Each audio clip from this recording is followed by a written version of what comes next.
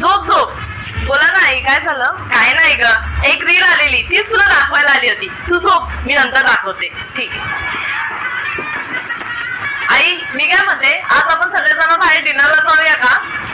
डिनरला? आणि ते पण सगळेजण?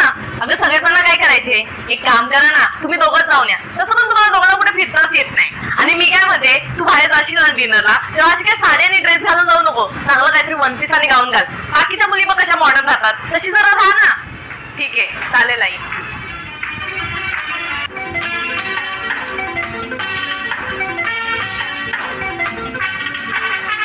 अहो आई, मला माझ्या कपाटामध्ये हे मिळालं. हे तुमचं आहे का?